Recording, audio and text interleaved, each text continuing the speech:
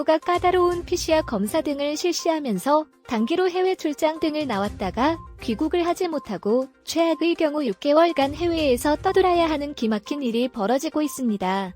캐나다나 미국 등 국가에서는 코로나19에 감염된 후 14일이 지나면 더 이상 전염을 시키지 않는다고 보고 확진 후 6개월까지 PCR 검사 없이 입국을 허용하고 있습니다.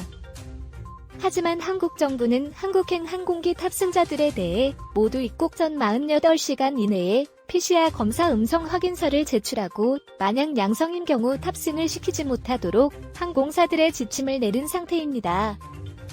만약 한국에 도착해 양성으로 판정이 나는 환자가 많은 경우 해당 항공사에 대해 김기난 코로나19 예방접종 대 응추진단 접종 기획반장은 13일 정례 브리핑에서 외국인 확진자 3명 이상이 탑승한 항공편에 대해선 탑승률 제한 조치가 지속 발동한다고 발표했습니다. 즉 외국인 확진자 3명 이상을 태우고 국내로 입국하는 항공편에 대해 해당 항공편 운항을 일주일간 제한하는 항공편 서킷 브레이커도 여갑니다. 이렇게 강력한 조치가 취해지면서 한국에서 단기로 해외 출장을 나왔거나 외국의 가족을 잠시 방문하러 왔던 한국 거주자들이 PCR 검사 양성 판정으로 한국행 탑승을 못하는 일이 캐나다 등 해외에서 비일비재하게 발생하고 있습니다. 특히 한 번 감염이 된 경우 6개월간 PCR 검사에서 반응이 나오기 때문에 잘못하면 잠깐 출장을 나왔다가 외국에서 6개월을 머물러야 할 수도 있습니다. 이렇게 항공기에 탑승하는 일부터 너무 까다로운 한국의 입국 강화 조치에 더해 한국 입국 후 공항에서도 비효율적인 감시 조치로 한국에 대해 정남이가 떨어지게 만들 정도입니다.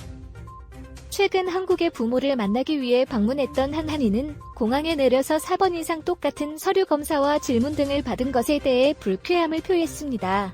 그녀는 이미 밴쿠버 영사관에서 가족 관계증명서 등을 제출해 자가격리 면제서 등 필요한 서류 다 받았는데 입국장에서 모든 서류와 가족관계 등에 대해 다시 소명을 하는 등 본인과 한국에 있는 가족들까지 불편하게 만드는 일에 대해 납득할 수 없다는 입장을 보였습니다.